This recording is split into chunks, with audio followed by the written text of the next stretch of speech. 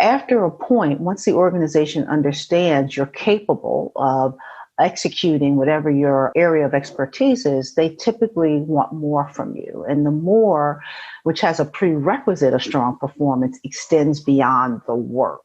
And so really helping my clients understand what that more is one of the things that I work with clients to do.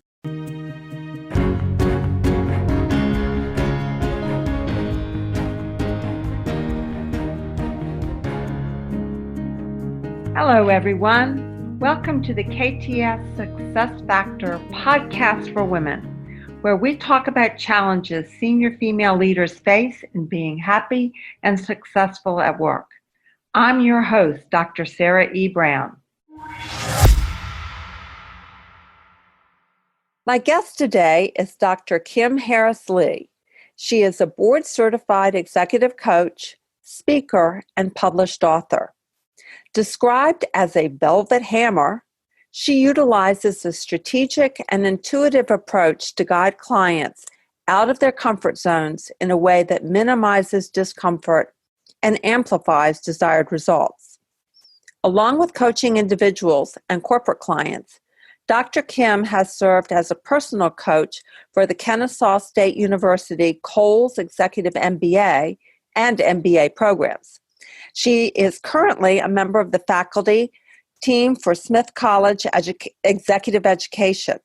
She holds a bachelor's degree in psychology from Rutgers University, a master's degree in business administration from Nova Southeastern University, and a doctorate degree in organizational leadership from Argosy University. Having enjoyed a career as an executive in both business and higher education, focused on talent and leadership development, Dr. Kym has learned a lot about what it takes to masterfully manage and negotiate a successful career. Her lessons come from helping senior leaders identify and develop their high potential talent, conversations with other leaders working to navigate organizational culture, and from her own personal experiences and missteps as a leader and executive. What she has learned from all of this is that competence is more than performance. Dr. Kym used her knowledge to develop the M.O.R.E mindset coaching methodology, which capitalizes on the individual uniqueness of her clients while fine-tuning the way they show up and the experience they create with every interaction. Dr. Kym is the author of From Life to Lessons, Living and Leading with Emotional Intelligence. Her second book, Unmasked, What It Means to Be Emotionally Intelligent, will be available in 2021. So thanks for joining us, Dr. Kym. Thank you for having me, Sarah. I appreciate the opportunity to talk. Oh, it's going to be great. So tell me, what is the biggest challenge you're helping female leaders face in business today? And give me a sense of what the symptoms are of that challenge. So, well, let's start with this idea of competence being more than performance, right? Okay.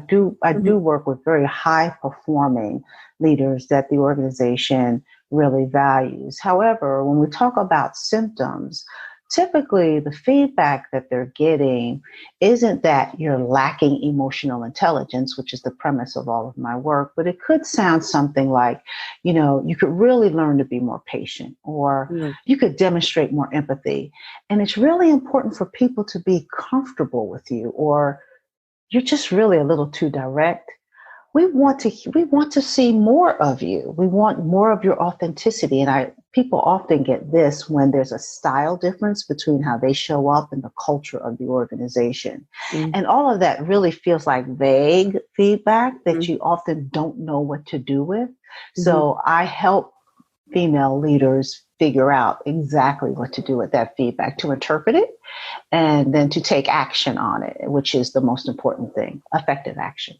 And what would you say is the biggest mistake your clients make before working with you? Great question. So there are two. The first one that is a theme that cuts across almost everyone I work with is that they take this heads down approach to their careers. And it's the thing that allows them to be success, this idea of I have to work hard to be successful. And honestly, that is indeed the case early on in an individual's career. That's what gets them noticed. That's what helps them demonstrate their ability to contribute to the organization. But it's a tactic that will only get you so far. And after a point, once the organization understands you're capable of executing whatever your area of expertise is, they typically want more from you. And the more, which has a prerequisite of strong performance, extends beyond the work. And so really helping my clients understand what that more is one of the things that I work with clients to do. The second thing, Sarah, that I experience a lot with my clients is this idea of showing up authentically and really understanding what that means for them.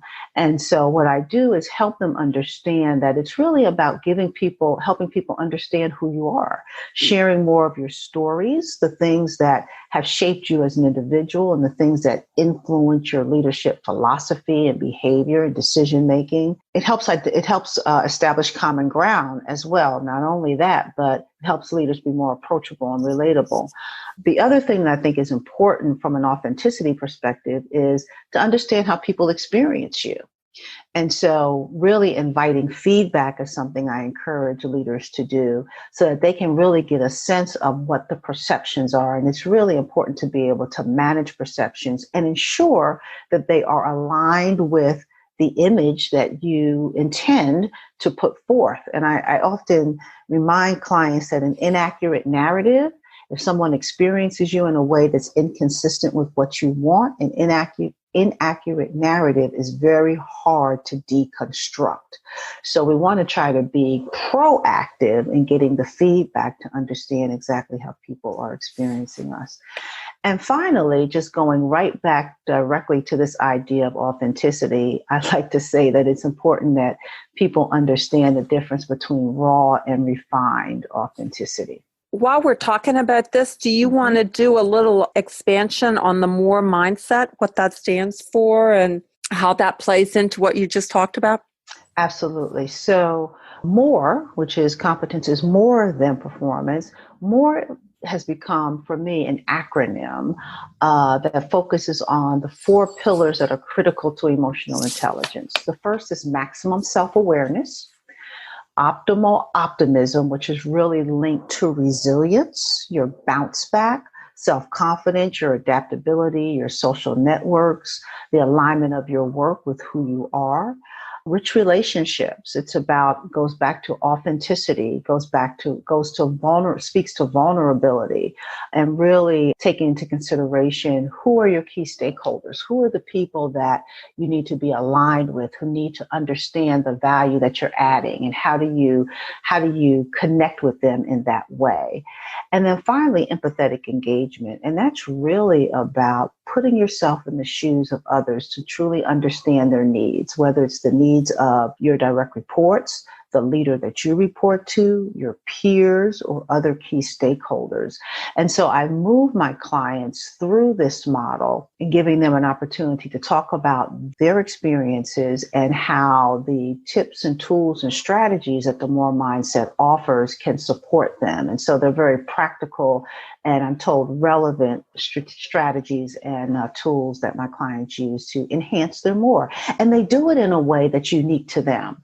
And so while there's a formula, everybody brings their own flavor to that, right? And so authenticity is a cornerstone of my coaching philosophy, and it's important that clients show up the very best version of themselves, because doing that allows them to do their best work and to lead effectively. So what is the number one free and actionable tip you can share with us today to begin to address this challenge?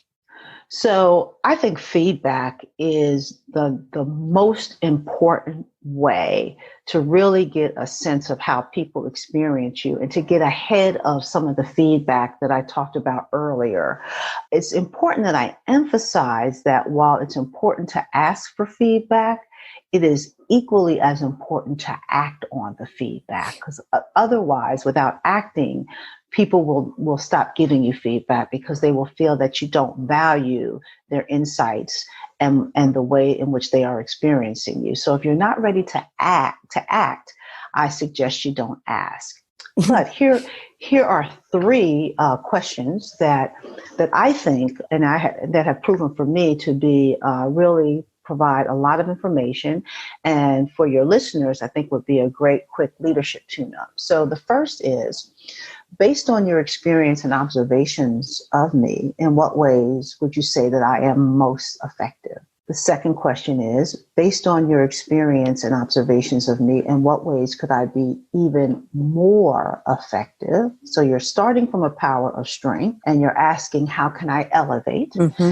And then finally, what else would you like me to know that the first two questions did not cover? And so that also gives you an opportunity to get even more information that typically reinforces the quality of the relationship, how that person views and sees you and how they value you. I love those questions. Thank you. So it's also important to ask those questions in advance. Give people time to reflect on them so that they can give you very thoughtful responses. And when you are in conversation with a feedback provider, I encourage leaders, to simply take notes and give lots of very positive verbal, nonverbals to encourage the feedback provider to give you as much information as possible. When the conversation is over, simply say thank you and take the information and process it with someone else. Because the minute we start trying to process it with the feedback provider, it feels like defensiveness, and that shuts down the conversation. So I always like to emphasize that, because it takes courage to be truthful with individuals, to really give honest feedback, and you want to always keep that door open.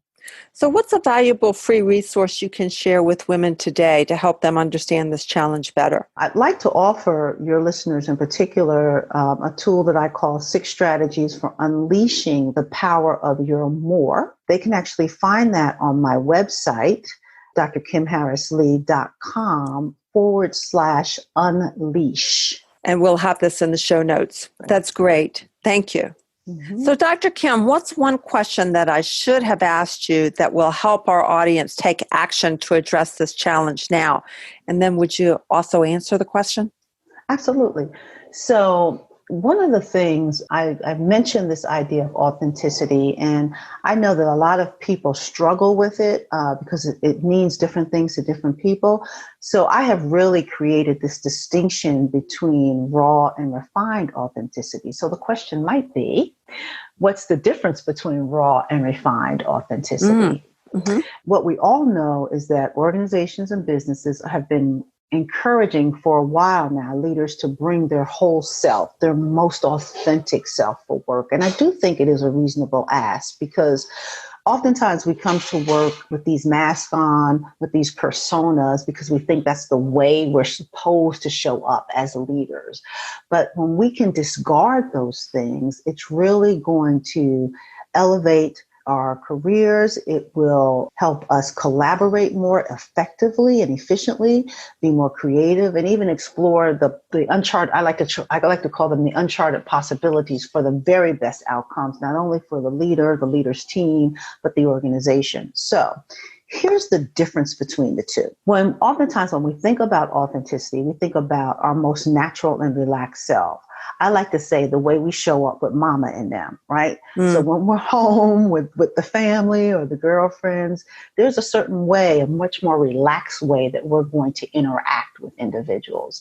But in the context of work, we really need to consider our audiences and present the absolute best versions of ourselves, which is the authenticity. So the more relaxed is raw, the more the absolute best version is refined. So if we take an example, because this is something that I talk with leaders about all the time, particularly female leaders, take this example of the feedback of being too direct, having a very direct leadership style that people are uncomfortable with.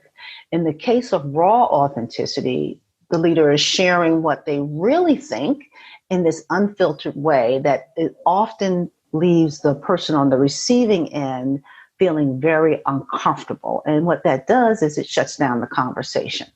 And oftentimes it repels people from us. When you think about refined authenticity, you are still sharing what you really think, but you're doing it in a way that allows others to hear, receive, and engage you in further dialogue.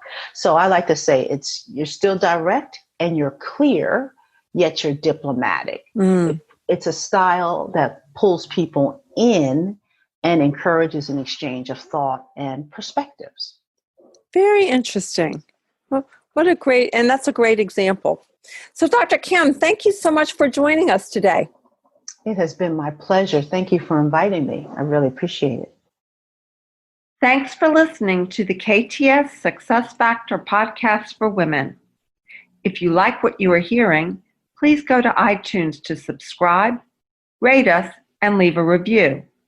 And if you would like more information on how we can help women in your organization to thrive, then go to www.sarahebrown.com. You can sign up for our newsletter, read show notes and learn more about our podcast guests, read my blog, browse through the books, or contact us for a chat. Goodbye for now.